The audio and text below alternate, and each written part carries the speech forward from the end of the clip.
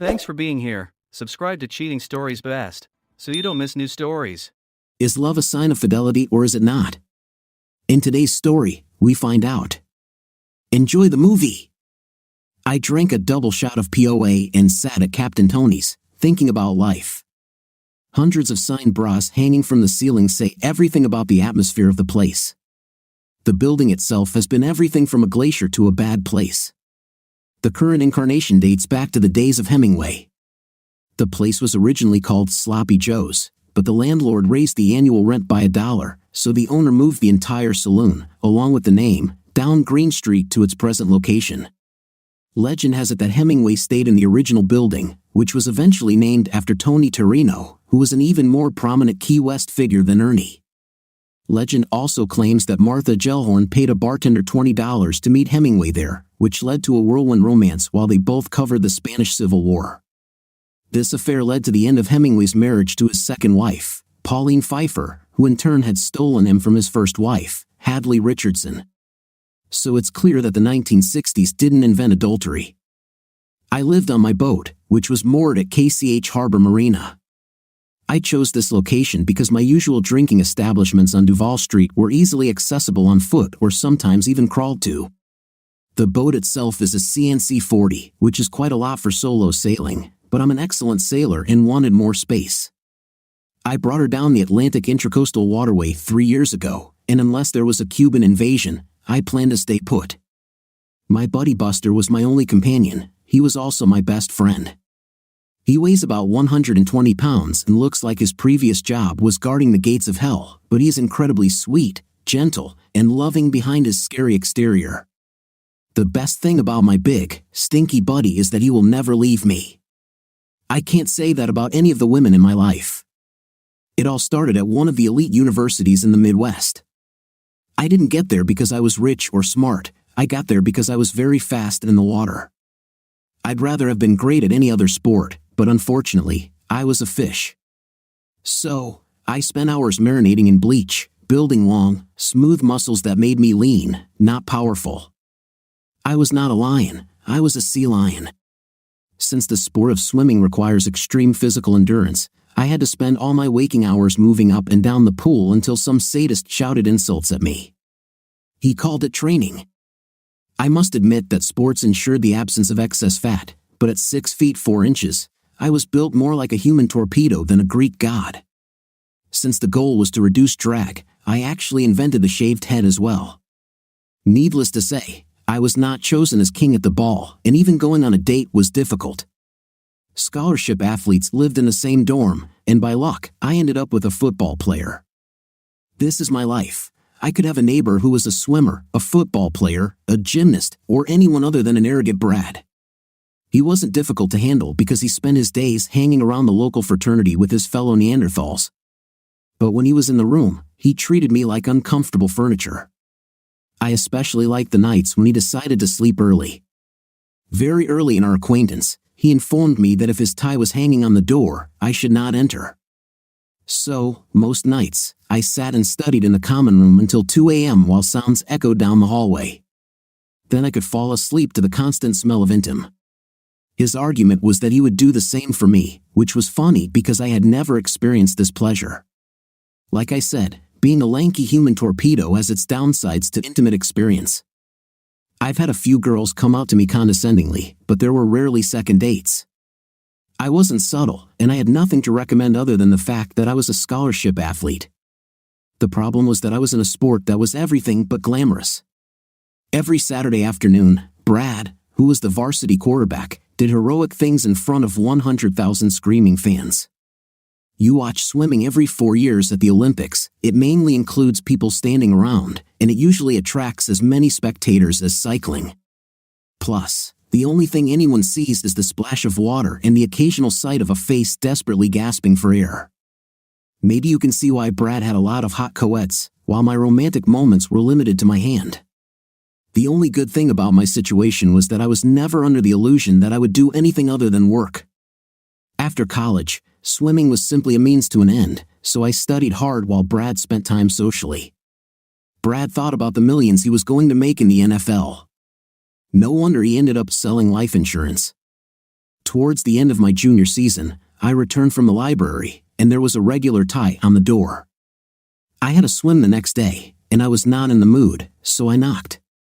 The urgent sound stopped, and a few seconds later, I heard Brad shout, "I'm busy. Go away." I was furious, so I yelled back, "I have a swim tomorrow, and I need to get some sleep. Take it somewhere else. You have 5 minutes." I heard a questioning female voice and some grumbling from him, but it seemed like they were going to pack up their things and leave, so I just leaned against the wall and waited. The hell does not begin to describe what happened. Brad gave me an annoyed look. I didn't care. I'm half a head taller than him, so it was never a matter of physical intimidation. I said, as sarcastically as possible, "Thank you," and began to enter the room. That's when I really looked at the person he was having a night with.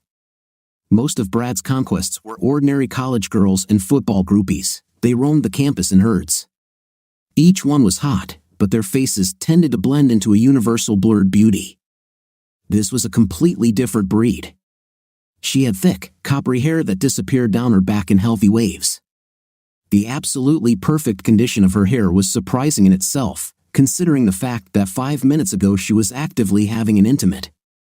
I think it was in her eyes. I'm not usually a fan of pure redheads. The milky skin and all those freckles scare me. But when I looked into her gorgeous emerald eyes, there was real fire and intelligence there. She almost seemed cheerful. She nodded at me appraisingly. She and my roommate then performed the archetypal walk of shame to the elevator. I was sure my neighbor was heading to Plan B, the fraternity of athletes. I fell asleep to the familiar smell of night. It was more disturbing than usual, but I almost felt jealous of the idiot. I didn't encounter her again until the last few days of that semester at a classic frat beer party. I lived in a dormitory because I received a scholarship, but fraternities like to show off university athletes. Needless to say, these were minor fraternities, no prestigious sports houses, no arrogant fraternities where my best people hung out. I stood in my usual party position, that is, with my back to the wall. I had one of those 16-ounce solo cups filled with a yellow, frothy substance that I prayed was beer. It was hard to say. She came in with some rats. I only glanced at her as she and my neighbor left the building. Now that I had the opportunity to fully assess her, I was shocked. She was great. But then again, most of the college girls you see at a college party are generally attractive. However, something about this girl made her different. She exuded complete self-confidence and absolute femininity in the way she walked and carried herself. Then she started dancing with a dude.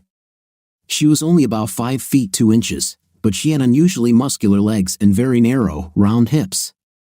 Otherwise, she was lean and youthful, but it was that perfectly proportioned face and sparkling green eyes that hypnotized me.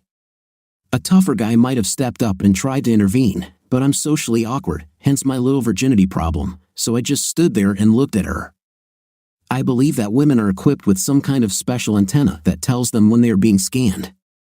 In any case, she looked up wearily as if she sensed something and looked straight at me.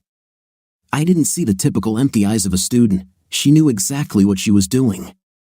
She looked like a cat playing with a mouse. Something ran across her face.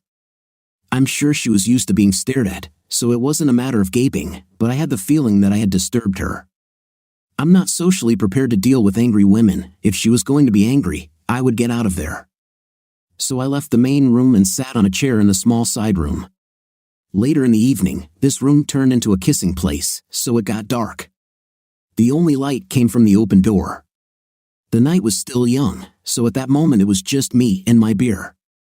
I was trying to decide what my next move should be when she poked her head around the corner. I got the impression that she was looking for someone, perhaps her companion. No such luck. I sat there and did my best lone wolf imitation. When she noticed me, she very purposefully walked over to confront me.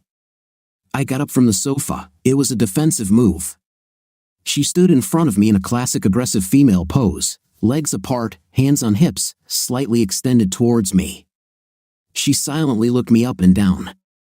It was actually quite funny. I was a full 14 inches taller than her, so she examined me as if she were assessing a horse. I half expected her to open my mouth and count my teeth. Not a word was said. Then she turned and walked out of the room, leaving me standing there gawking. I was completely amazed by the strength and spirit in those eyes. Finally, I pulled myself together and followed her, but when I entered the main room, she returned and had an intimate with her companion. I headed home, feeling perplexed. I'd never met a woman who bothered me so much. I usually go with the flow, but I couldn't stop thinking about her. So the next day, I asked Brad, I met that hot redhead girl you had last month. What's her story? He laughed and said, she's ugly.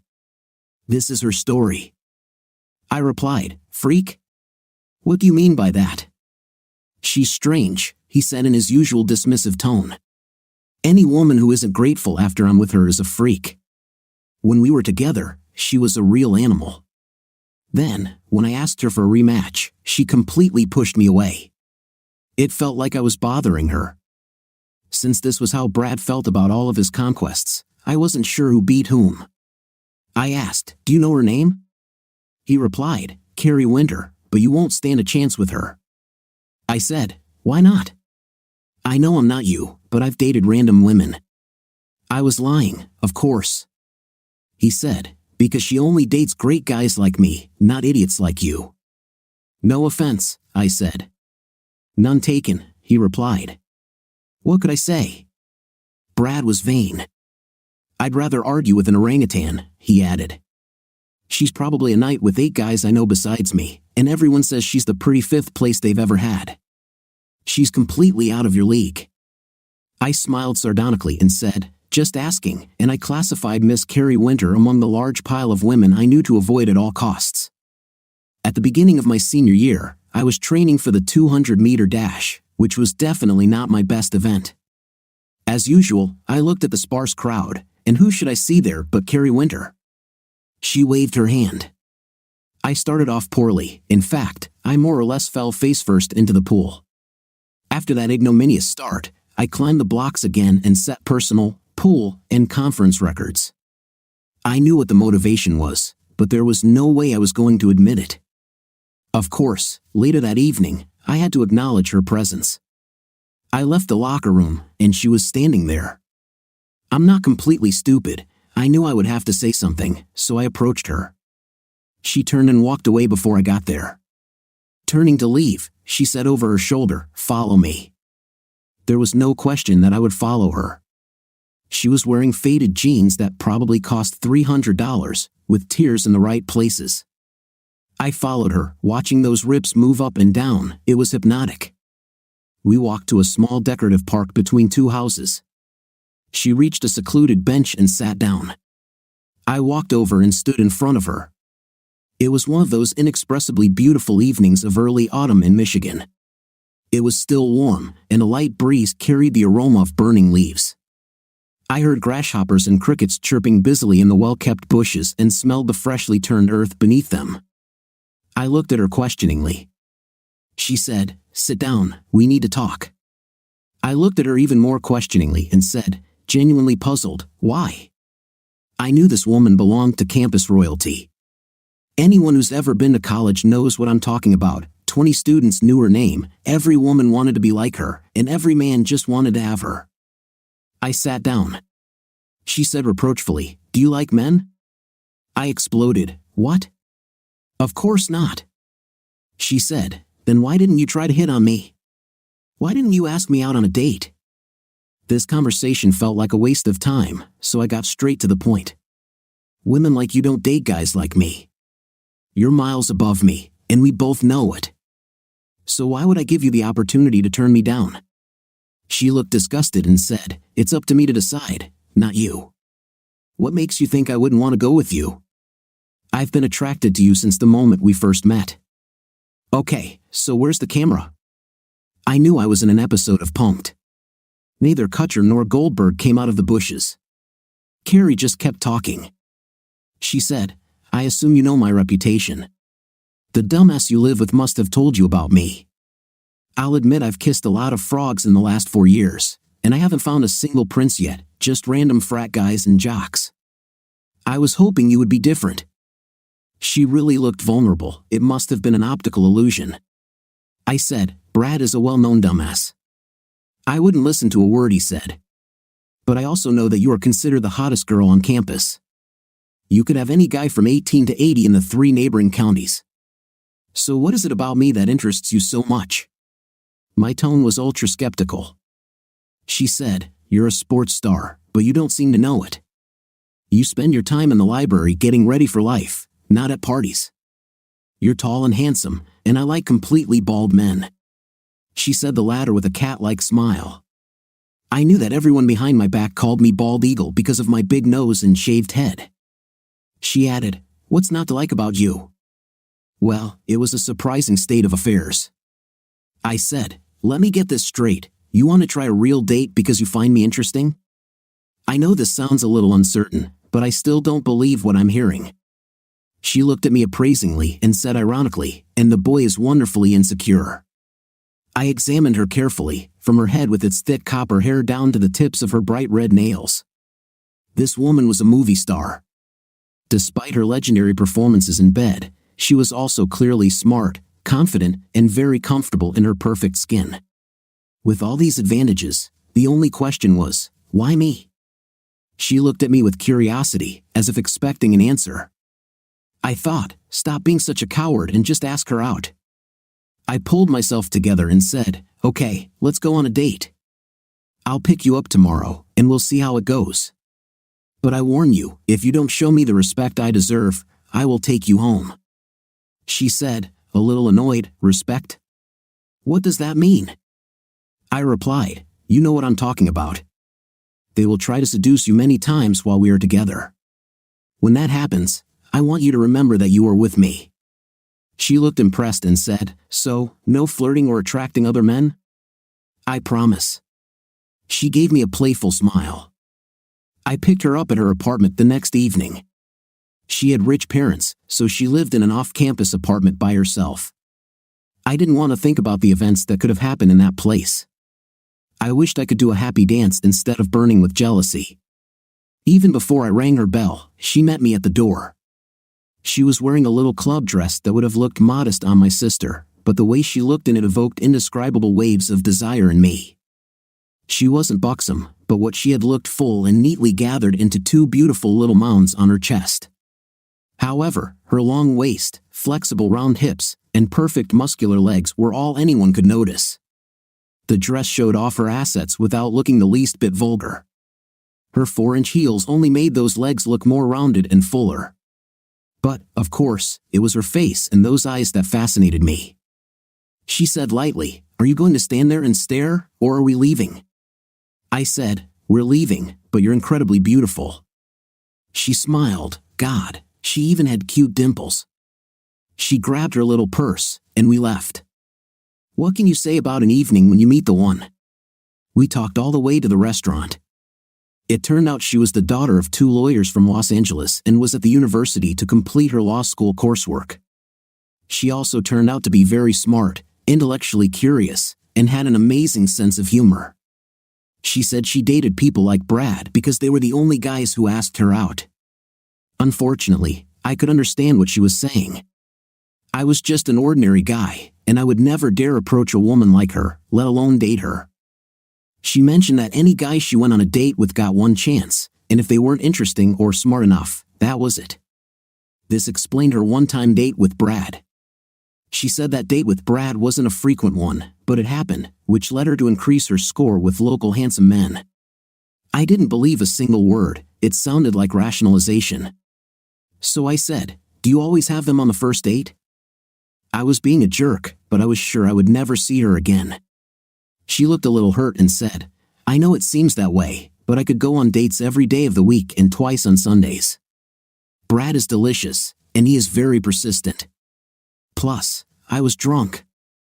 I never have intimacy with him, otherwise, he's just not a good fit mentally. I didn't even think about going on a second date with him." I somehow understood all this. He was just so attractive, and it was hot. This was visible in her every movement. Her sensuality was obvious even in the simple things she did, from the way she got into the car to the way she held the menu at dinner. Many women are into neutral or don't like it. He radiated complete mastery of the arts of love, and there was nothing in the act of night that scared her. She was extremely confident. I could understand why less fortunate women would want to burn her at the stake. It was obvious to both of us that we were connecting on many levels. She was such a pleasant companion that her extreme beauty and intimacy quickly faded into the background. We were both dedicated to our studies. We both had a long-term view of life. We cared about serious things. And most importantly, Key loved to laugh. She was openly passionate about enjoying every aspect of life. I couldn't have asked for an evening with a better friend or a more interesting companion, and for a brief moment, I believed she felt the same way. That was until Rayford Johnson came to our table. He was the epitome of a fraternity brother, the alpha dog of the pack of narcissistic, overconfident jocks that populated this university. He made it obvious that he had a long and very sweaty history with Key. He walked up to our table with a grin and, without looking at me, said, "Hey Carrie, we're having a party at the house tonight, and a lot of guys will be happy to see you there." I didn't need to be clairvoyant to read between the lines. I almost lost my mind. She glanced at me quickly, then looked at him with bewilderment, as if she could not remember him. Finally, she pretended to have an idea, slapped her forehead, and said, "Oh yes, your name is Ree, isn't it? What makes you think I'd want to waste my time on guys in your stupid fraternity, Ree? When can I be with a real man? Ree, meet Danny." I stood up to shake his hand. One of my advantages is my height, and I was taller than him by half a head and heavier by 30 pounds, enough to look impressive.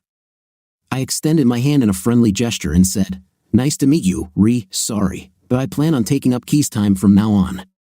"Where did I get this from?" He looked me up and down and grinned. "All you're going to do is become the next guy to have her," and without shaking my hand, he turned and left. He was angry. So glad. I sat back down and said as sarcastically as I could, "Nice guy." If Ree was angry, then Key was simply beside herself with rage. She said, "He's a complete jerk." I don't know what I was thinking. Like I said, I've kissed a lot of frogs looking for a prince. This one was more of a horny toad. Then her face softened. She reached across the table and took my hand. "I think I've finally found him. Can I skip the dance and just come to my place?" This caused me a serious dilemma. I don't look bad, and I'm tall and well-built if you like aerodynamic figures.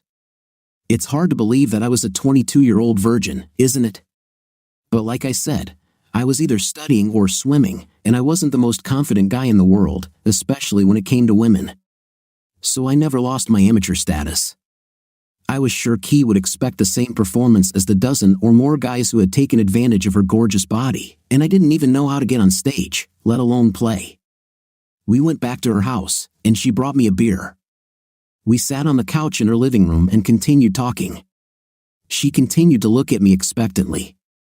I finally decided it was time to show my cards. She was unprecedentedly frank with me, and I had to give her the same respect by admitting my complete lack of experience with equally brutal honesty. "I know what you're thinking, and I have a secret to tell you." She looked at me with horror, as if she thought I was going to admit that I actually like men. I moved closer to her on the couch and took her small hand in both of mine. I hesitated. I didn't want my time with her to end. Meanwhile, she moved away, worry on her face. I could tell she thought I was going to tell her something like I liked seeing her tied up in a rubber suit or something like that. I hate to admit it, but I'm still a virgin. From her reaction, I realized this was the last thing she expected to hear. I could probably announce that I'm from the planet Chayat and get a less surprised reaction. How could a modern college student live to be 22 and never have an intimate? I was terribly ashamed. Then she started laughing. First, laughter appeared in her eyes, then took over her entire face, and finally her body began to shake with uncontrollable laughter. Okay, that was extremely offensive. I didn't come here to be laughed at. I started to get up indignantly, but she grabbed my hand and pulled me back. I was unsteady, so I fell face first onto her large sofa. When I fell, she arranged herself so that I would fall on top of her. I immediately stood up on my hands so as not to put my weight on her.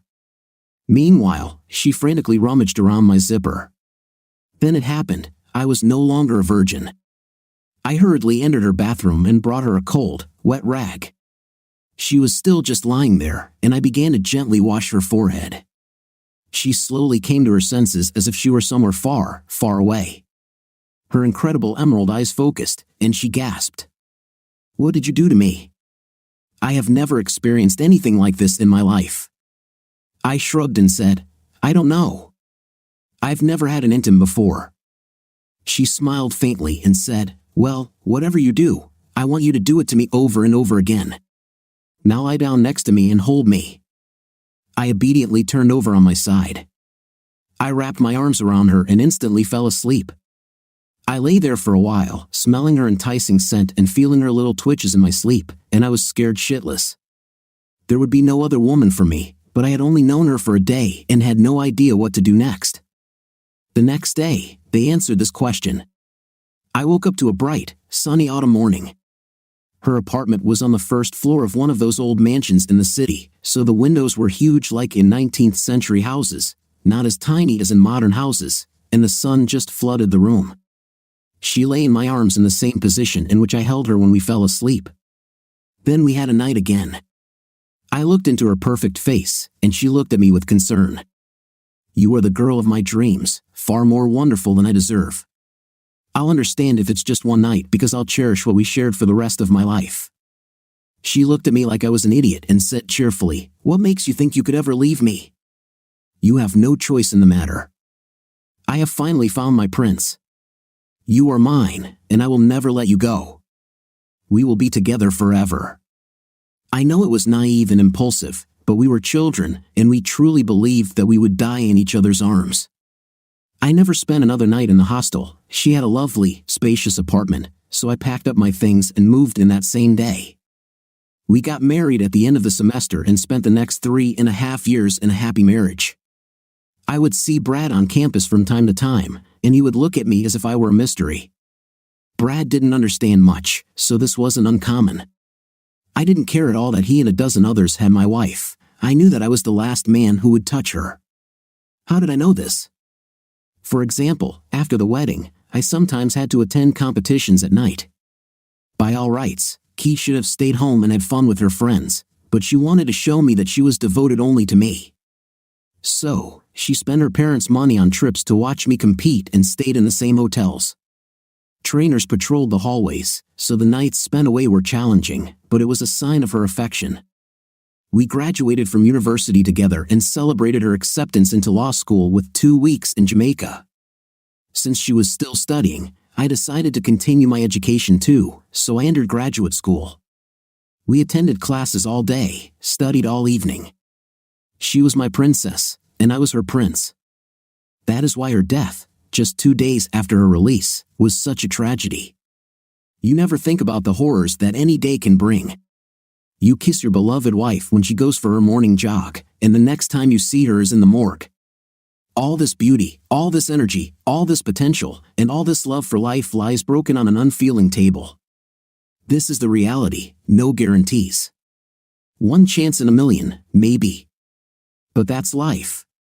We collide with each other like so many random billiard balls. Sometimes you win, sometimes you lose, and sometimes you lose big. He was a drunk package driver who claimed he didn't see her. His blood alcohol level was 0.19. He served 3.5 years for manslaughter, and I received $1.6 million in compensation from his company. This is how my happy life ended. We buried her in a beautiful little place on a hill in Southern California, near her parents' house. I flew there with her and went through the whole ceremony, full of tears. Danny Jones was now nothing more than a ghost. I might as well have been buried with her. Her parents were sympathetic, loving, they knew what we meant to each other, but they had their own special grief. Key was their only child, their hope, dreams, and immortality. They wore the same exhausted, desperate, anguished expression that I did. I kept moving forward because life is merciless. You either march or you die. I was afraid to die, so I marched, albeit very reluctantly. However, all the fabulous confidence I once had was left behind. I honestly believed that my life would work out thanks to fantastic luck. I met and married my soulmate, our children would be beautiful, and our lives would be fulfilled. But the gods laugh at human arrogance. Instead, I went through all 9 circles of Dante's hell. Looking back 50 years, I now understand that you go through a series of completely separate rooms in life. The room you are in is your current reality, and it seems like you've always been there, even if the room you were in before was completely different. It's not a matter of forgetting your past, rather, it's a case of the demands of human existence constantly overriding your situational memory. It was the same with me. I closed the door to heaven and never entered it again. Since I had no reason to live, I threw myself into work. Swimming took up a lot of my time when I was a student, and as a result, I did well in school, but not brilliantly. Now that I had all the time in the world and no one to share it with, I discovered that I was exceptional. Key was never far from my thoughts, and that's why I dedicated everything I did in my life to her. After I got my PhD, I did what all good little PhDs do. I started looking for a job at the department. I didn't have to work with insurance and compensation. I could live comfortably on the interest. I was just painfully lonely.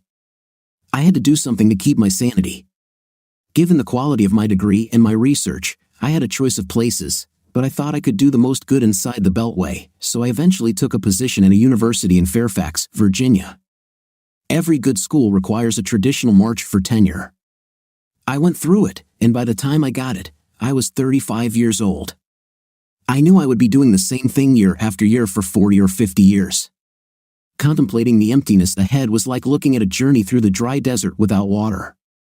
They say you truly die when the last person alive forgets you. This is why people like Alexander the Great and Julius Caesar have immortal in front of their names. My only goal was to keep Kay's memory alive. She never left my thoughts, although my real life passed in the fog of everyday existence. No matter where I was or what I did, she was still alive in the world I lived in. Sometimes I even talked to her as if she were standing next to me. I'm sure that the tall, unmarried professor with the strange habit of muttering under his breath caused occasional rumors about my sanity, but I didn't care. She was always with me, and I felt what I felt. Then one day, after 24 long years, I felt different. At 49 years old, I went from a young, muscular, slender man to a middle-aged, still very fit, slender man. I grew my hair out as soon as I finished competing, and it was rather unkempt and disheveled. It was ironic that I was completely bald in my youth, but in my middle years, I had a full head of dirty blonde hair. I was still swimming in the university pool, but that wasn't what I did as a child. I was just trying to keep in shape. One day, I was taking a relaxed backstroke to cool down after a workout when a woman appeared on the pool deck. Apparently, she was going to swim down the lane next to me. I only saw her briefly as she put on her goggles and dove in, but she was amazing. Kay was a small woman, 5 feet 2 inches tall. This woman was closer to 5 feet 10 inches. Kay had the silky white skin of a redhead. This woman was dark-skinned and looked Italian. But the main difference was the size of her chest. She was slim, fit comes to mind, but her breasts were huge. I just assumed she had undergone multiple surgeries to achieve mountains like the ones underneath her tight swimsuit, no sagging. She glided past me in a beautiful, relaxed style. I was more impressed by her swimming than by her breasts, which should give you an idea of how good a swimmer she was. I finished my workout and got out of the pool, but I had to stop for a minute and look at her. She was as sleek as a seal, with long legs and a tiny waist, and her powerful strokes indicated that she was likely another former student athlete with all the physical advantages that implied. I hoped to see her again. It was an amazing reaction. I had had no interest in women for 10 years after Kay was taken from me. Once you've experienced a woman like Kay, the rest pale in comparison. It would be like going from steak to oatmeal. Over the next 10 years, I tried to return to a normal life, but it was a complete waste of time. I had one chance at the gold ring, and fate decided to snatch it from my hand. There was just no return. However, this new woman piqued my interest. Her freestyle swimming style attracted me more than her incredible body, and I felt some kind of stirring in my soul on this common ground. However, even though I trained at the same time, I never saw her again. I finally ran into her a few weeks later in the most unexpected place. I was at one of those endless faculty parties.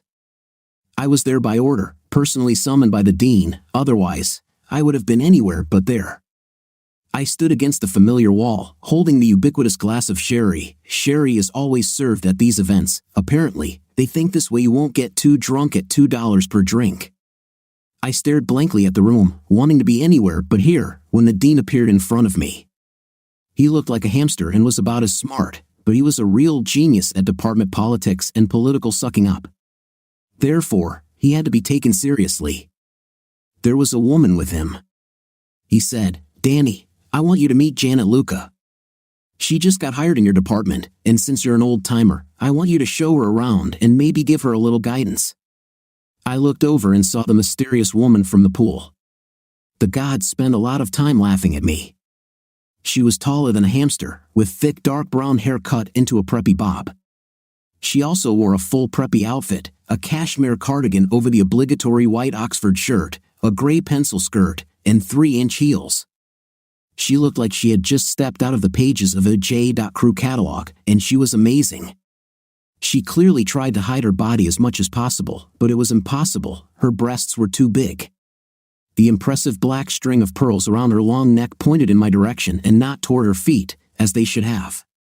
I said, "Of course, boss," and the hamster left, having fulfilled his duty.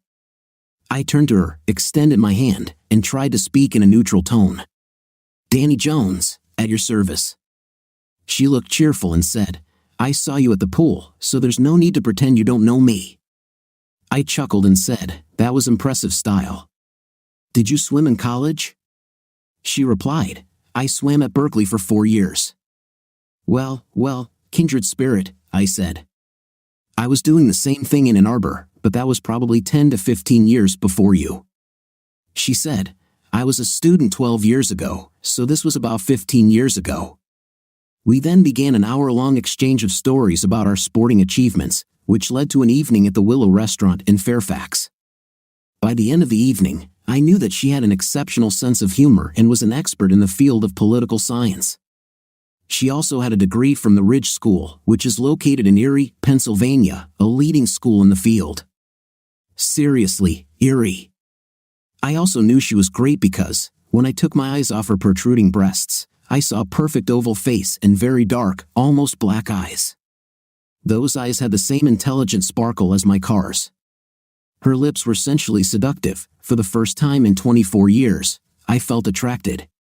She was a recruit and had only been in town for 3 weeks, still living in a long-term hotel while she looked for a place to live. This search was complicated by the fact that she had no idea where the area was. The next day was Saturday, and I arranged to meet her for breakfast at the IHOP near the Ballston subway stop. I chose this location because it was easy for her to get to from Clarendon, but coincidentally, it is also a common secret meeting place for big shots from various alphabet agencies in the area. She was dressed casually in typical chinos and one of those cardigans with a blue, red, and yellow diamond pattern over a light blue turtleneck, with boat shoes on her feet and a light gold chain around her neck. She was spectacular in her portrayal of Xena, the princess visiting Wellesley. She had done a full makeover, and I was forced to up my rating of her face from beautiful to otherworldly, mainly because of her eyes. Those eyes were huge, dark, and hypnotically seductive. I managed to find a spot in the parking lot, so after some coffee and chat, we set off to find her a place to live. I told her that the smartest thing to do would be to find an apartment near a metro stop, so we rode the Orange Line most of the day, and she finally settled on a neat little place in West Falls. When we were done looking for an apartment, I took her back to her hotel in the Clarendon area. She seemed hesitant and thoughtful as we drove back, so I asked her what the problem was. She said, "Now that you have done your duty, will I see you again?" I replied, "This is a real pleasure, not a duty, and we will see each other often on campus. My office is not far from yours. We're in the same building." She said, "That's not what I meant. Will we see each other socially?" I said, "I haven't had a date since my wife died. You were probably in high school then." She looked shocked and said with horror in her voice, "Your wife died? How did this happen?" I tried to keep the pain out of my voice as I said, "She was hit by a drunk driver while she was jogging. We were only married for 3 years. Her untimely death tore out my heart and trampled on it. I have not looked at a woman since that day, 24 years ago." Then I hesitated a little and carefully added, "Until now." She looked stunned and asked, "What do you mean by that?" Okay, I totally screwed it up. I quickly retracted that statement so she wouldn't think I was some kind of psycho stalker. I said, I mean, I find you attractive, and for the first time in years, I have a desire to get to know a woman better. I don't know what it is, but I want to explore our relationship further if you don't mind." She did what only women do when they seem to melt. She took one of my hands in hers and said with sincerity, "I would really like that." Interest charges did their job, and the money paid for Kay's death turned into a large amount of cash over 24 years. I would never spend the compensation, it was Kay's money.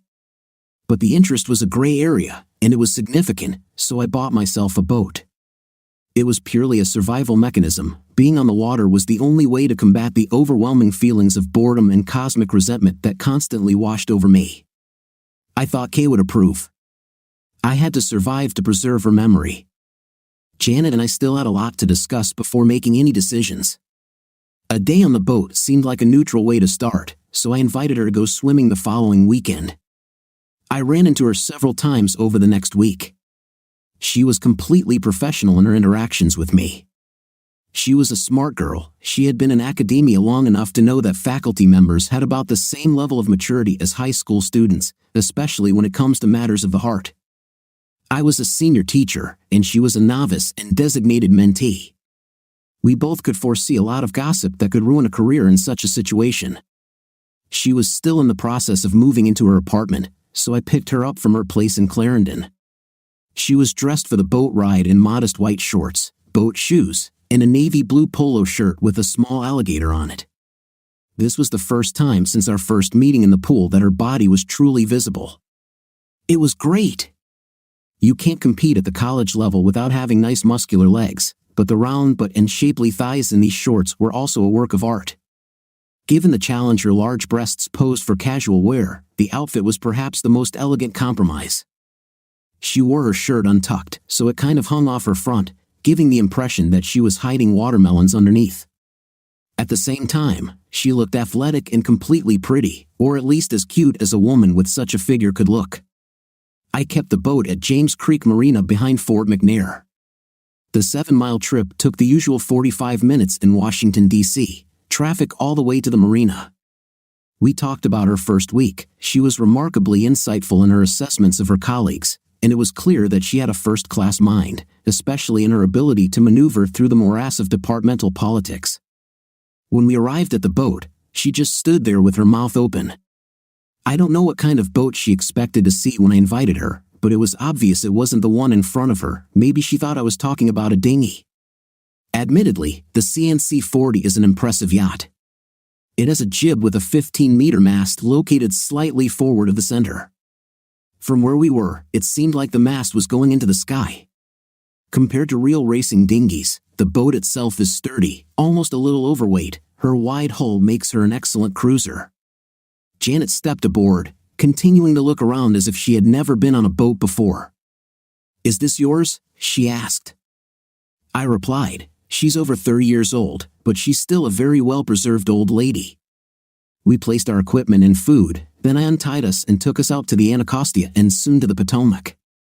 We were motoring at this stage because there was too much traffic on the river to reliably sail, at least until we passed Hallowing Point and entered the wider area. She sat next to me, enjoying the sun and bustle. I showed her the sights, passing Alexandria, National Harbor, and Mount Vernon. I didn't want to go far, but I wanted to raise the sail so she could experience that feeling. I set the autopilot as we rounded the point and asked her to hold the halyard while I removed the cover from the mainsail. She pulled on the halyard as if she were trying to hoist a sail by hand, and it seemed she had the strength to do it. I walked up behind her to wrap the halyard around the top slot of the winch, and she leaned on me. It was an amazing feeling that I hadn't experienced in 2 decades. The power winch raised the sail, and she clapped her hands with joy. Then, as I was securing the halyard to the cleat, the wind changed. The sail flapped and filled, and we lay down on a nice port tack. I hurried back to take the helm and told her to wrap the halyard around the cleat. She came back to me with sparkling eyes and said, "It was the most exciting thing I've ever done." I replied, "Yes, that's what happens on a big boat." We went back and forth for a while to get her to feel it. When I was sure we were clear of shipping traffic, I gave her the helm, telling her to steer by feeling. The ship, the wind, and the helmsman are one organism. She looked absolutely delighted. Finally, I brought us to the place where I wanted to anchor, which was Belmont Bay on the Virginia side. It is surrounded by Mason Neck State Park. Although there is a marina on the southeast side and plenty of powerboats and jet skis, the bay is large enough that our anchorage on the far side is both secluded and semi-secret. I dropped anchor bow and stern, and she looked at me expectantly. Why do women always do this? She seemed to expect me to make a romantic move, which was still far from reality. I felt more for this woman than any other in 2 decades, but Key was the only one I had been close to, and that closeness was still very precious to me. I said, "Let's sit down and talk. I've told you about my life, at least what has happened since my wife died. Now tell me about yourself. Have you been married before?" Her face darkened. She almost looked scared. Softly, "You don't have to tell me if you don't want to. I was just hoping to get to know you better. I'm interested, that's all." She looked like she was having a battle in her head. Finally, she said, "I started developing very early, and these were the results," gesturing contemptuously at her chest. At first, I was thrilled because all the boys I knew wanted me, even the older ones. Then I realized that was all they ever wanted. None of them appreciated that I was smarter than most and also better athletically. All they wanted was to get to these. She wrapped her arms around her chest as she said this. I kept them all at a distance until my first year at UCLA. There, I met a prince on a white horse. James was everything I ever wanted in a man, elegant, handsome, and he seemed to care about me. He inherited gold, silver, and uranium mines from his father, so he was also fabulously rich and influential. I was only 19 then, and he was 8 years older than me. We met at a club in San Francisco, and James thought I was his age because of my appearance. We lived together all through college, and in my 4th year, he proposed to me. Getting married was something that all the girls in my social circle were doing, and it felt right. I wish I had spent a little time thinking about it rather than just jumping into it, but I was still just a girl, and James was very convincing. The problem was that from the moment we got married, I became one of his possessions, and he turned into a control freak. He hid this little obsession well from me during the courtship, but once we got married, he started making his own rules, sometimes in quite physical ways. I became the princess in the tower. Living with him was my worst nightmare. He didn't want me to do anything other than be at his disposal. My life was dictated to me. I was not allowed to have meaningful conversations with men, and God help me if I flirted or danced with someone. In fact, he was also jealous of my girlfriends, so I had to get rid of them too. He had a lot of money, so I dedicated myself to spending it for him. It was my way of getting revenge for the way he treated me. I bought everything I could imagine, from expensive clothes to cars, and the more I spent, the deader I became inside. He didn't care how much I spent as long as I didn't express my opinion or do something of my own free will, and he expected me to fulfill any intimate whim he demanded. The term girl for money comes to mind. The night was often disgusting and humiliating, but I had no choice. He completely owned me. It was a living hell. I was allowed to continue swimming because it kept me in shape to support his ego, but that was only in our pool at our home in the Santa Monica Mountains. I couldn't divorce him. He had me by the throat, sometimes literally, and his bodyguards were constantly watching me. I was essentially under house arrest for the entire 6 years of our marriage. Then, fortunately or unfortunately, as it turns out, he found a new woman. She was as well endowed as I was and only 20 years old, and he even seemed to like her for the strange things he did to her. The problem was that we had reinforced concrete fidelity. Adultery was the main point. So he planned to trade the old for the new by setting me up. One of the guys who was watching me started helping me escape. Sometimes it was just walks on the beach and coffee at Bobby's, but it was freedom. He seemed kind and compassionate. I really started to trust him.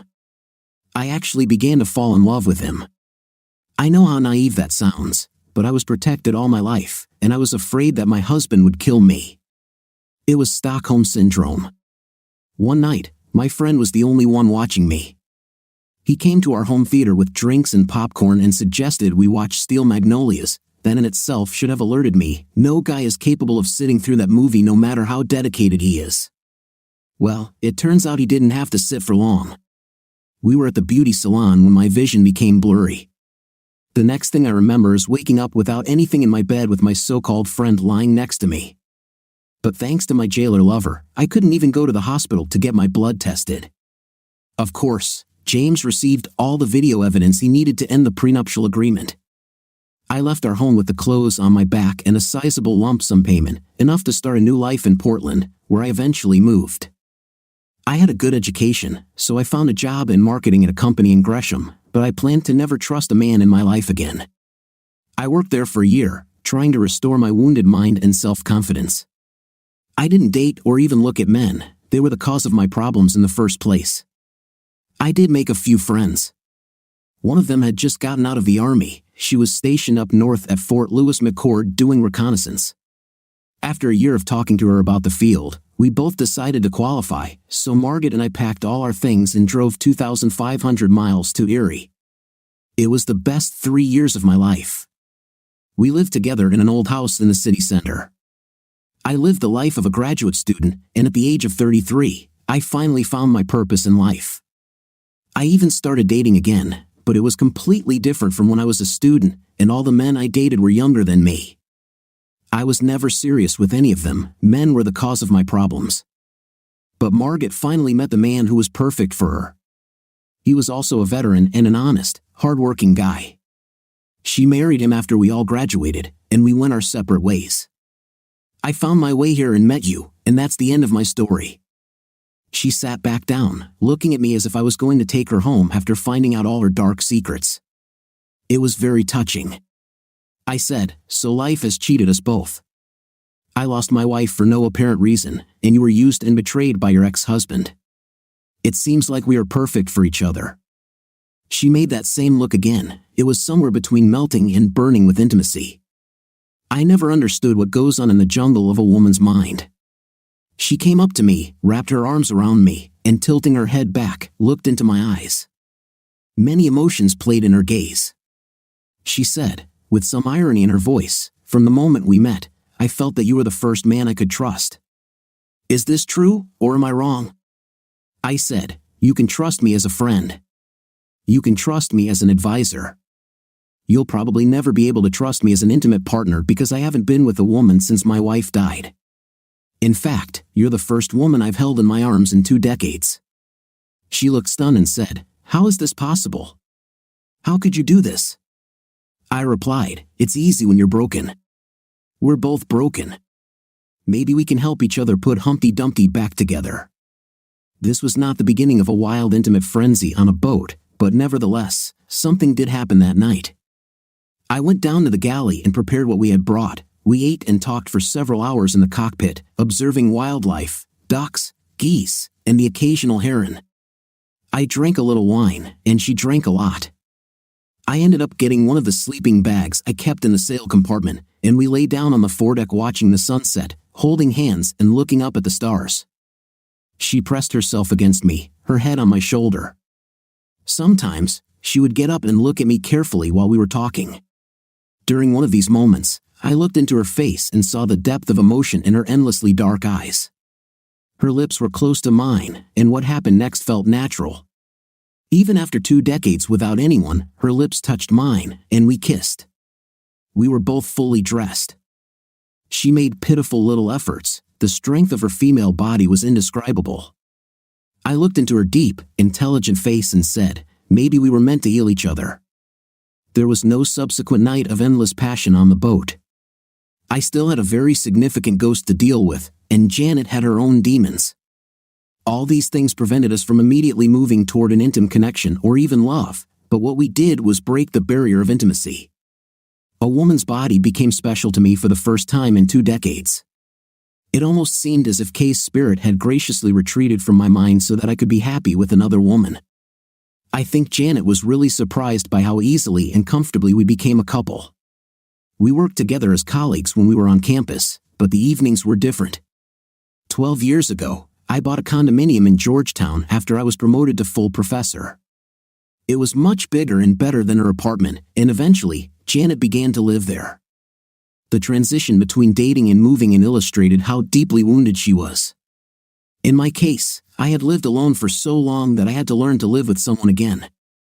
In her case, it was the belief that I would not be her husband. She was like a wild animal. Most of the time, we were calm and loving toward each other, but the slightest difficulty made her run back to her apartment. However, we eventually got used to each other. That's the only way I can explain it. It was simply a matter of becoming completely comfortable with the wanderer. We lived everyday lives, and our union was built on humble, everyday things. I saw her in every possible situation, from morning hair to killer outfits. We shared newspapers at breakfast, and in the evenings, we sat in front of the TV. We went everywhere and did everything as a couple, and inevitably, the daily routine brought us closer until we finally became lovers. It wasn't an instant passion like with Kay. It took several months for us to take the final steps to strengthen the alliance. It all started with her sleepovers. It was quite logical. We were completely confident in each other's motives at that moment, so her sleeping with me was not a problem, but making love felt too far away for either of us to contemplate.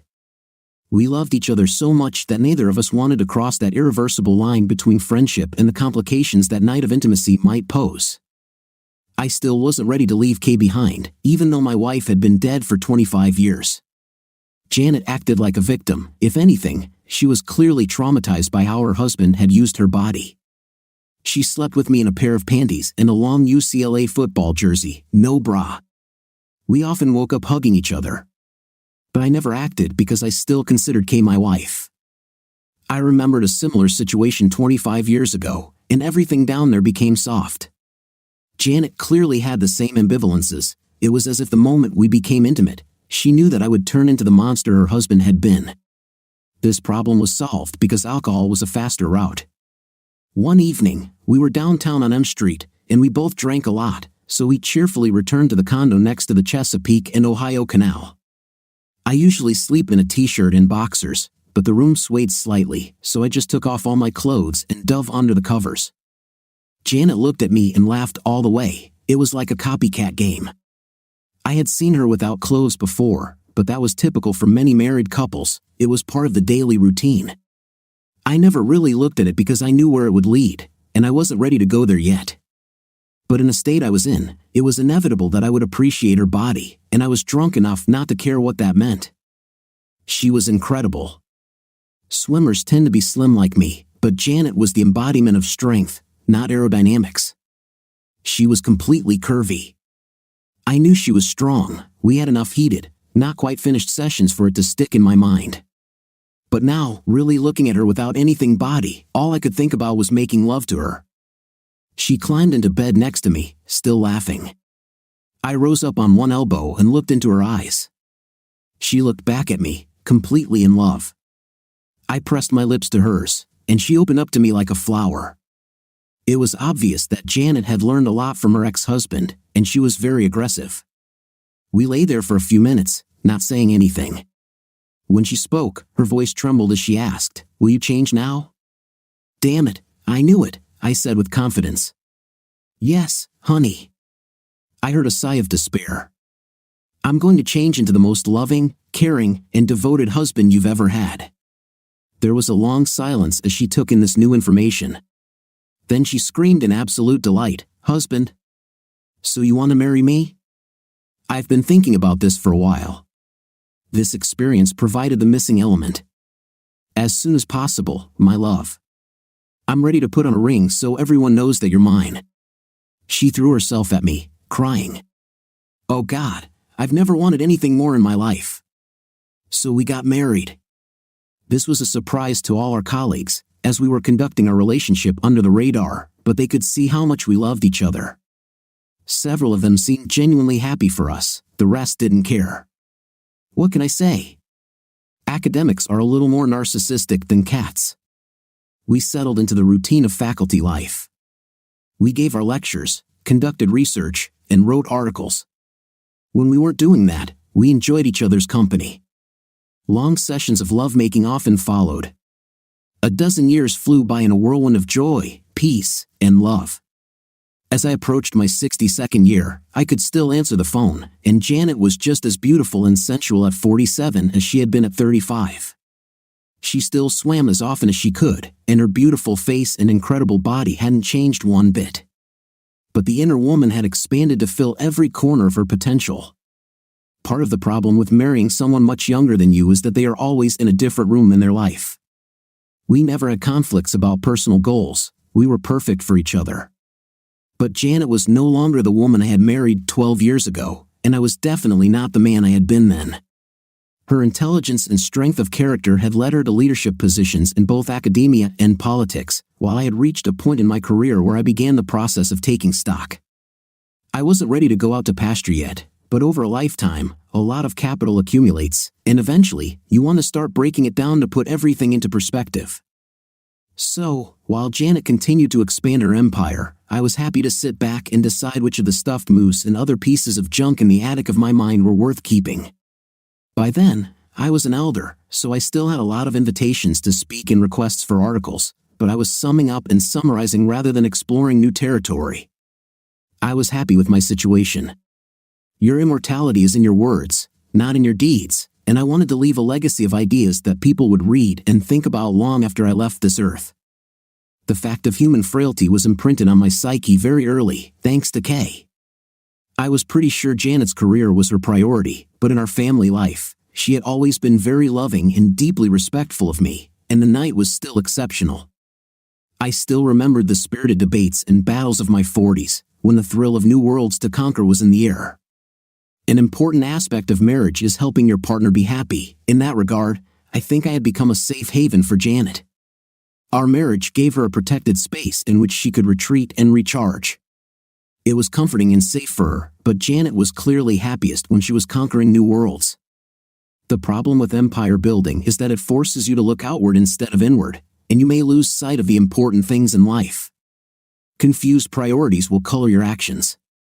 I never doubted that our marriage was important to Janet, but people can have illusions of grandeur when they have been winning for a long time, and Janet simply lost sight of her own mortality.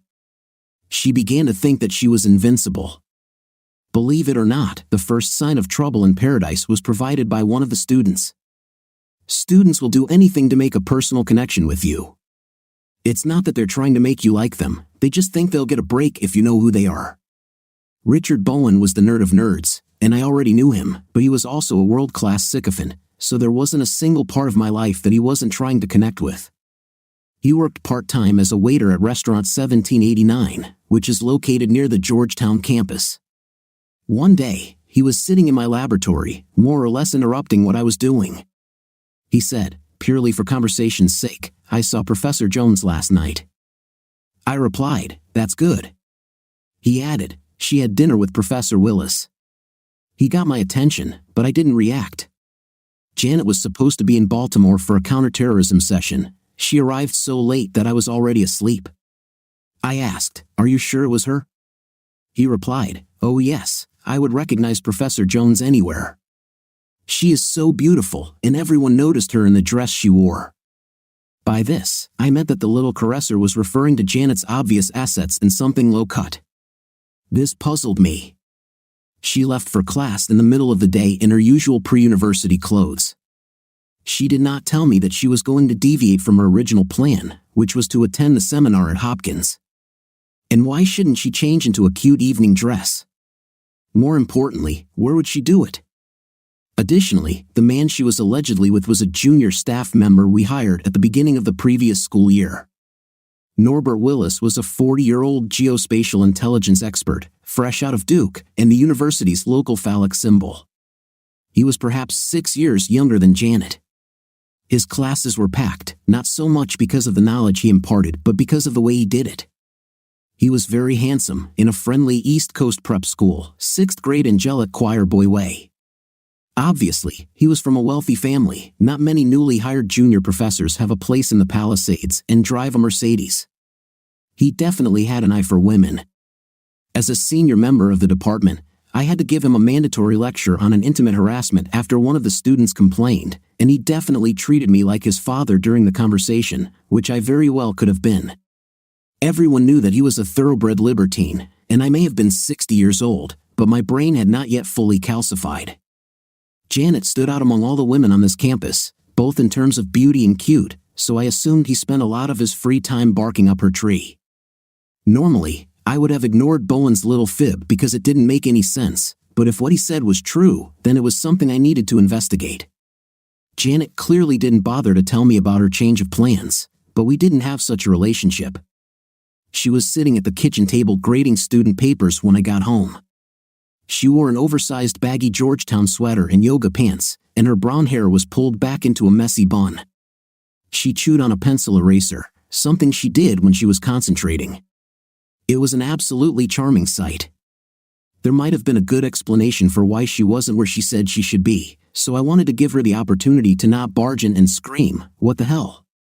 However, I had to know the story. She raised her mouth for the usual passionate greeting. I poured a cup of rosehip tea and sat down opposite her. When we do this, we always have a light conversation. It's a nice way to reconnect after a long day in the salt mines of the academy. She sat across from me without makeup or other tricks that women use to appear more attractive, and she was still a stunningly beautiful woman.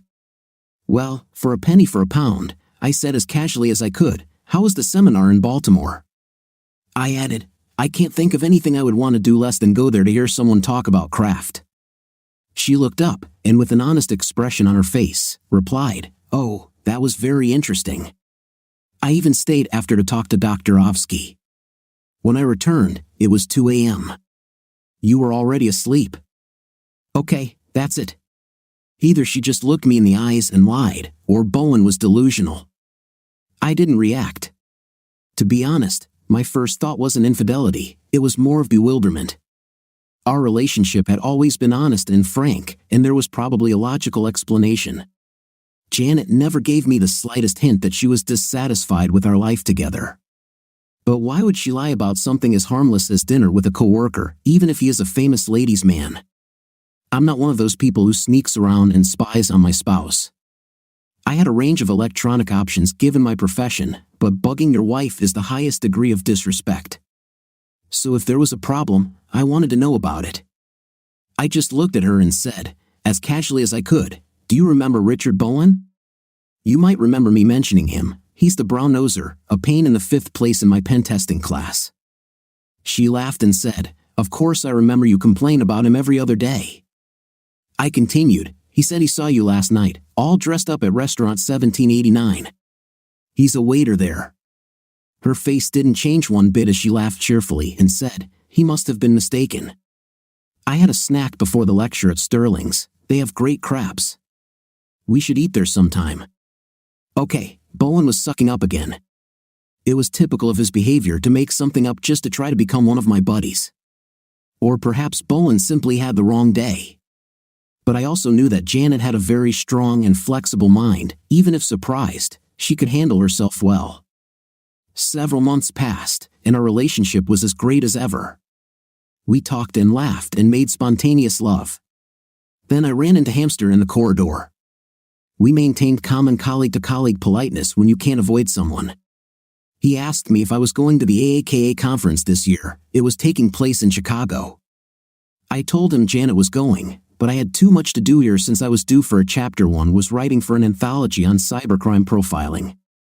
He looked pleased. Deans are always happy to hear about faculty publications, as it reflects well on their leadership. He said, "In this case, Janet and Norb will represent us well." If it weren't for Bowen, this little fact would have passed me by. I suddenly became very interested in their travel plans. I nodded and said conversationally, "Are they the only ones going?" He replied, "They are the only ones who have applied for funding for the trip. Perhaps someone else will go at their own expense, but I doubt it." I made some joke about the teachers and walked down the hallway, thinking about why she didn't mention this over dinner at Phylum. That night, I asked her about the trip. She looked up, her dark eyes glowing in the candlelight. "It was great," she said. I received a request to chair the session. Dave Whipple had to go, so I agreed to fill in for him. I asked, "Who else is coming?" She replied, "No one from here." This was said without hesitation and without any emotion. It was a simple statement. This was another lie, unless she knew Willis was coming. This was not a strange situation since teachers are rarely in one place at the same time. Perhaps she really didn't know, but it was strange enough that I decided to take action. I am perhaps too straightforward in my life, but my only response to what I don't understand is to confront it and figure it out. This was a situation that needed to be resolved and not left to chance. I said, "Professor Willis is coming too. Did you know about this?" She hesitated for a moment and said, "No, I didn't know that. Perhaps we can meet when we're there. Do you know if he is staying at the conference hotel?" Okay, she was a great liar. I said, "I think you knew about this, and it makes me wonder what else you haven't told me. I hope there is nothing between you two. You are a beautiful woman, and I don't blame men for pursuing you. I know Willis is the star of the campus now, but he is also known as a student harasser and a thoroughbred ladies' man. One day he will be caught by someone who cares, and that will be the end of his career. So I hope and expect that you will respect our marriage and maintain a professional relationship whenever you two are together." She looked almost offended, or was it weariness? She may have been reacting to my comment about the students. She said, "You're the man I love. All I ever wanted was to be married to you. Norbert is nothing compared to you, and we mean too much to each other for me to risk anything with him. I really didn't know he was going to be there until you told me." It sounded convincing. Perhaps I answered my own question. Maybe she didn't want me to know that she would be in Chicago with this guy because I knew about his reputation, and she didn't want to face the possibility that I might misunderstand the situation. After all, there are many men and women present at the conference, and there would be no problem if she were there with any other man, for example, Hamster. Of course, that little incident a month ago was still lingering, and there was enough reasonable doubt surrounding the entire sequence of events that I wanted to confirm once and for all that there was no problem. So I did something clever. I realized that I couldn't get the hard truth out of Janet unless I waterboarded her, so I decided to investigate directly. The human element is always the best way to get reliable information about a situation, so I booked a first-class ticket from DCA to Chicago. I planned to arrive at the hotel before Janet did and find out who she was coming with. I would return to Washington that night, and she would never know I was there. I left the condominium at dawn on the day of the conference, telling her that I had a very early meeting at the NCTC. The flight from Washington to Chicago takes just over an hour and a half, and I was on the first plane, so I arrived at the Thompson Hotel on Chicago's Gold Coast in time to enjoy a great breakfast at Nico area. I then sat comfortably in a chair in the lobby, where I could quietly watch the reception. I timed my arrival based on Janet's travel plans, hoping I wouldn't have to wait too long. An hour later, I was reading the Sun-Times sports page when she walked up to the front desk with a rolling suitcase. She was the epitome of a strong, energetic woman, tall and beautiful, with a gorgeous body that belied her real age. She was just dripping with night appeal.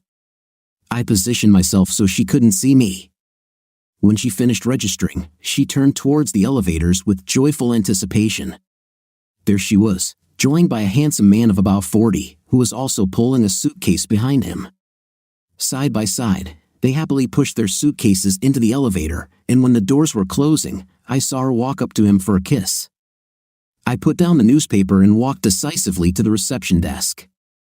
I could have just asked for the key since the credit card was in my name, but I knew the hotel would give me trouble if I did that. No hotel wants confrontation. So I walked over, looking worried, and asked, "Has my wife checked in yet?" Oh my God, I couldn't find parking. The clerk at the counter looked skeptical and asked for ID, which I happily provided. He clicked on the terminal a few times and confirmed that Janet had indeed checked in using the same card as me. Satisfied, he turned on the false sincerity and, handing me the key card, said, "Enjoy your stay." I was almost certain this stay would be short and unforgettably unpleasant.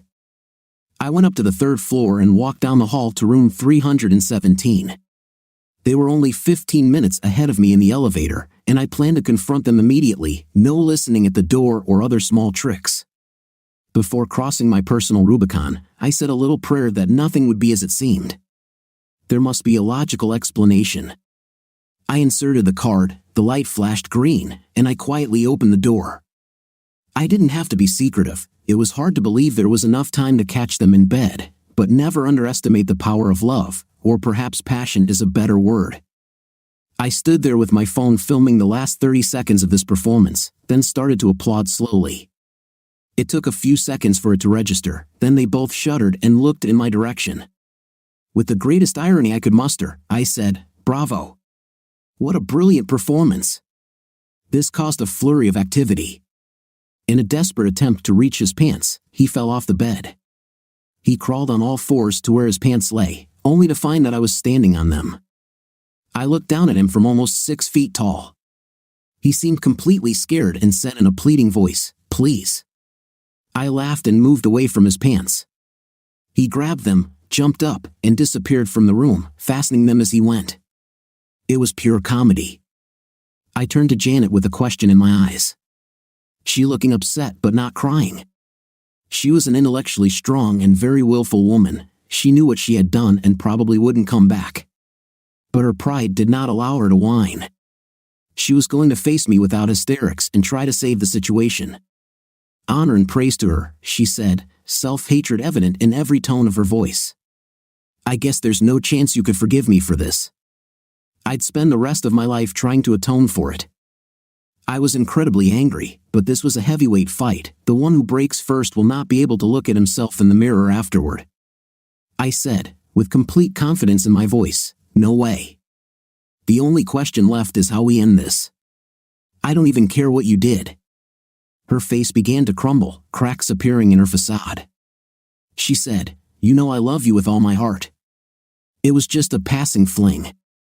It was insignificant compared to our love for each other, and it wouldn't last. He pursued me relentlessly, and he's so young and charming. I never thought you'd find out. It was the usual nonsense of a deceiver." I said, with deep sadness and regret, "But I have learned, my dear, and there is no way to forget what I saw or forgive it. Not now, not ever. I even understand that it was pride that made you do it. You went too far, plain and simple. You thought you were too smart to ever get caught, but there's too much unpredictability in the cheating equation. You can't control everything. Eventually, the evidence piles up, and here we are." It was clear that she had spent her first marriage breaking every intimate boundary possible. The whole situation was just so seductively forbidden. Whatever the first step, I'm sure their romance was fueled by his forbidden nature. In fact, her self-hatred was probably part of the general excitement. I was also sure that her unhappiness with what she was doing would quickly bring her back to me, and there was every reason to believe that she would never do it again. But she made me realize that I never really loved her, or at least not the way I loved Key. There was no devastating feeling of resentment or deep despair over her loss, no intense hatred for her or her lover, and no regret for what I discovered, only melancholy. I said, with despondency in my voice, "I'm going home now, and I'll ask you to move as soon as you return. You remember that the apartment is entirely in my name, right? I'm sure your lover will be more than happy to have you. What you did looked pretty hot. I'm sure he'll want more of it. Just tell me when you need to pick up your things, and I'll help you pack." At this point, she began to sob, repeatedly saying, "I love you, Danny. I didn't want this to happen. Please, please, please, can't we work out something? Don't throw away 12 wonderful years. I'll do anything." Then she burst into heart-wrenching sobs. I replied, with the weight of the world on my shoulders, "You threw it away, not me." She said, with contempt and bitterness, "You would forgive her. I know you would. I could never compete with her, ever. This was the reason I did it." I understood what she meant, and she was absolutely right. I said softly and sadly, "I know." Then I turned and left, closing the door to the penultimate room of my life. I hired a lawyer to clear up this mess. Most of what we had in assets came into the marriage, so sorting through our worldly goods was relatively quick and easy. Janet tried every way she could to convince me to take her back, but in the end, she showed how smart she was. She realized that she had crossed the line beyond which a woman never returns and signed the papers. In many ways, I punished myself more than I punished her. Nobody wants to die alone, and that's what I've condemned myself to. I had no intention of looking for another woman. Janet married the idiot almost immediately after the divorce was finalized. Instead, I got a dog. In my opinion, I was getting the more loving and faithful being of the two. I had a conversation with the dean the day after I returned. The photos on my phone led to the idiot's immediate dismissal. It was easy to use the faculty moral clause against him because he didn't have a permanent contract. Janet had a permanent contract, that's why nothing happened to her, at least not right away.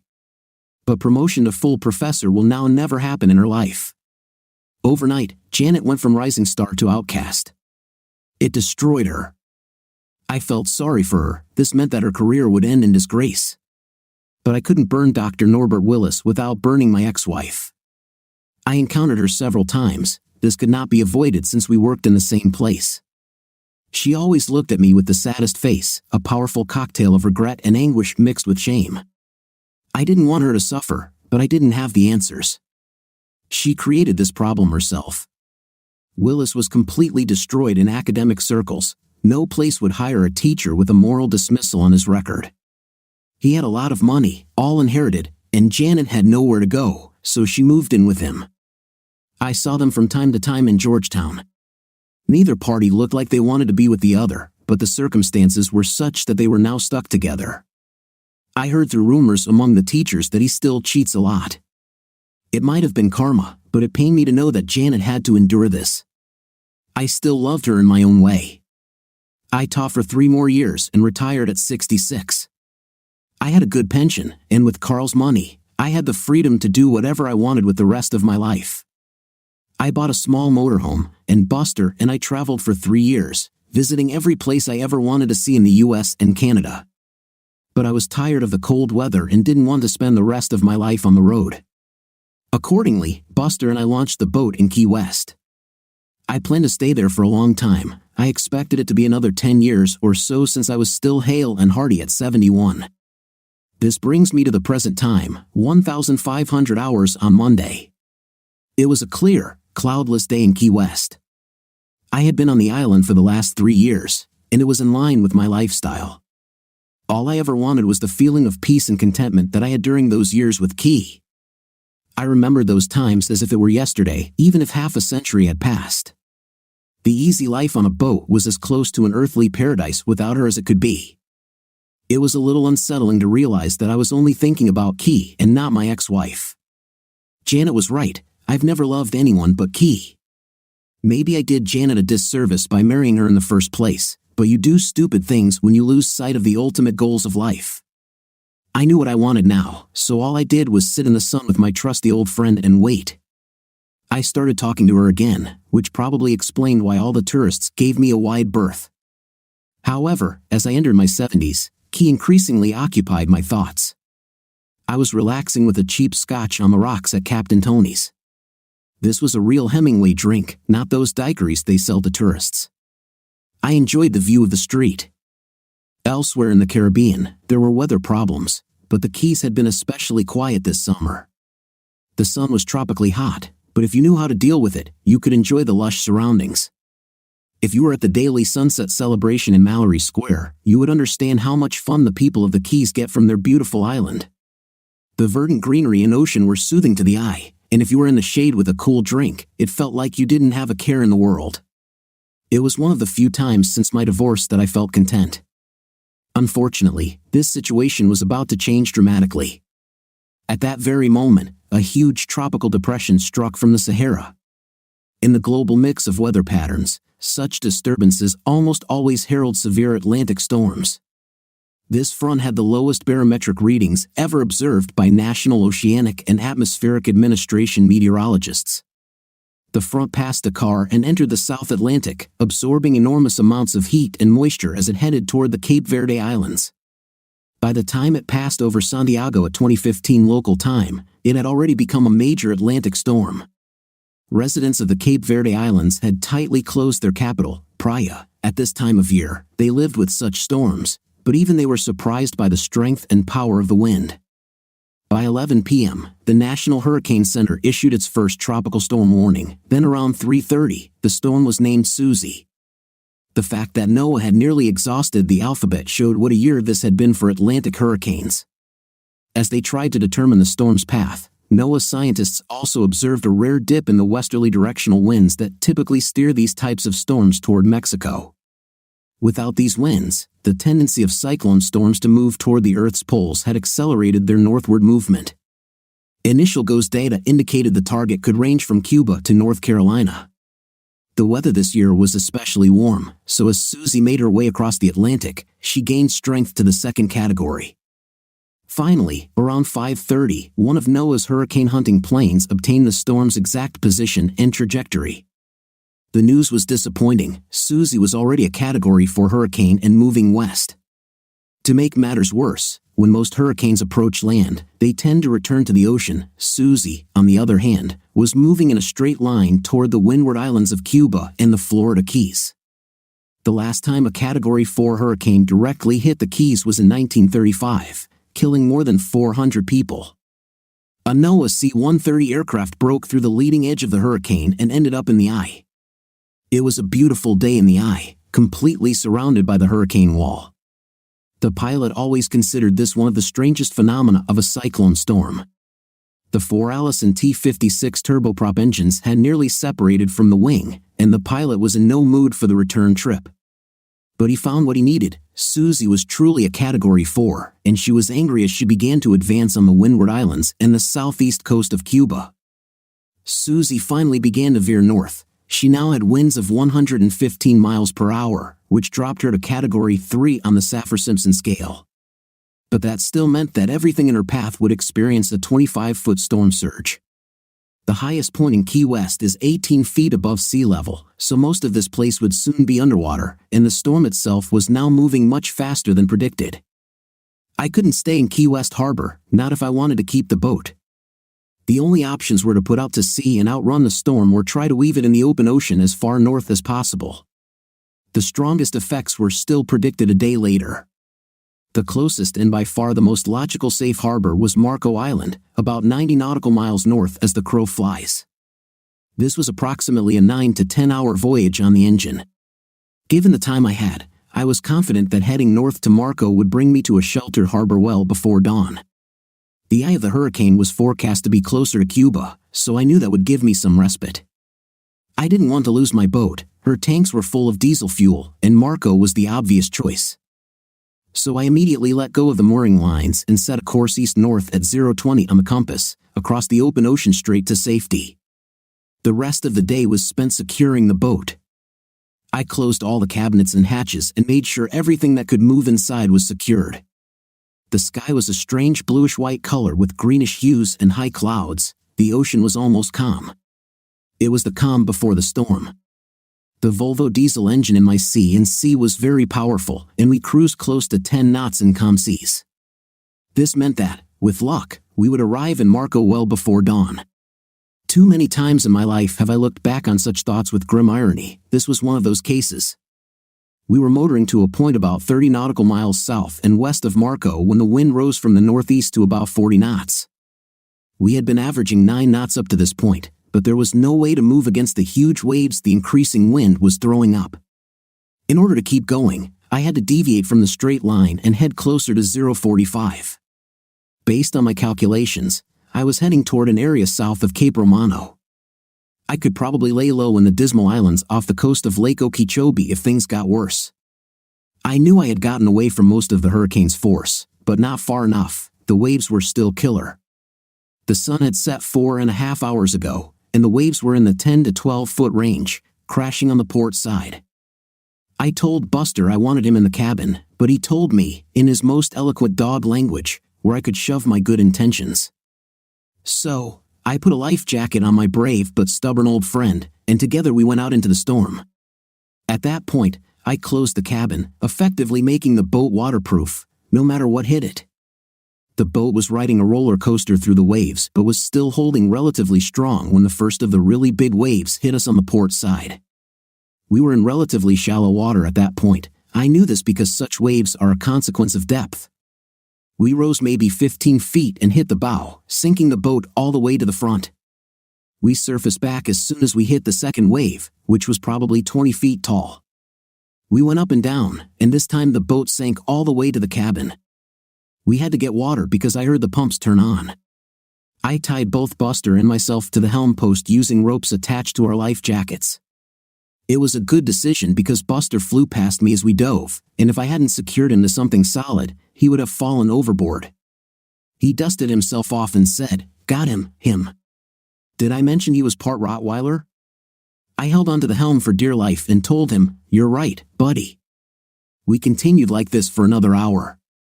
The waves were not breaking waves, but rather coil waves.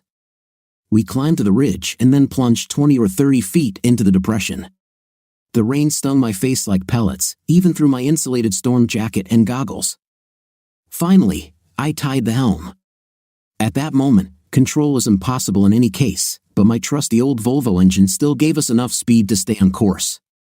The wind was blowing so hard that I had to take shelter behind the cabin. This kind of rocking and waddling would be barely survivable in a 40-foot boat, but this is not something a sailing ship can withstand for long. Shortly afterward, the entire mainmast collapsed. I could see it coming when I heard the fastenings clicking one after another. Then, the mother of all waves lifted us so high on the other side of the crest that the boat literally stood on its bow all the way to the cockpit, dragging the mast behind it. I was sure that the next wave would destroy us. Then I saw her. She stood in the center of the cockpit in her usual position, with one hand on her hip. She looked at me with that slight smile that I remembered so well. She was wearing the same outfit as the day she went for a run. It was as if she had been waiting for me, frozen in that moment since that fateful day. Strangely, the boat stopped rocking, and the rain ceased. It was completely calm. Maybe we were in the eye of the storm. She walked slowly toward me with an adoring expression on her perfect face. She hugged my waist, as always, and looked at me with her incredible emerald eyes, tears streaming down her cheeks. She said with deep feeling, "I have been waiting for this moment for 50 years, my love, and now it has come." Then she raised her wonderful lips to mine, and we kissed. An indescribable world enveloped me, our souls merged into one, and we became one spirit in an eternity of blinding light. My last thought was, so this is what it is, heaven. The hurricane had blown through during the night, and, as is often the case with cyclonic storms, the sky was now clear and bright. A Coast Guard Sikorsky S-61R helicopter from the U.S. Coast Guard station in Isla Morada searched for survivors. They received a distress call from several ships in the area and were searching for survivors. The Sea King was at the limit of its search quadrant when the crew saw a large debris field along with a lifeboat. The boat was completely closed. The S-61 went into a standard hover at 25 feet, and the rescue diver was lowered. He unfastened the outer shell of the lifeboat and began to wave for lifting the chief on board. The technician lowered the rescue strap from the winch, and the diver grabbed it. What followed was a surprising amount of fiddling around in the boat. It was even more surprising when the diver put his finger up to lift the passenger. The passenger was a large dog, who complained loudly all the way up to the helicopter as she was being brought aboard. The chief technician noticed that she had one of those dry erase boards attached to her collar that divers use. On the board was written, "This is my dog Buster. Please take care of him." Now I'm with her. What do you think of our story today? I think I feel sorry for the man who had 2 bad marriages. What's your opinion? Let me know in the comments. Till the next video.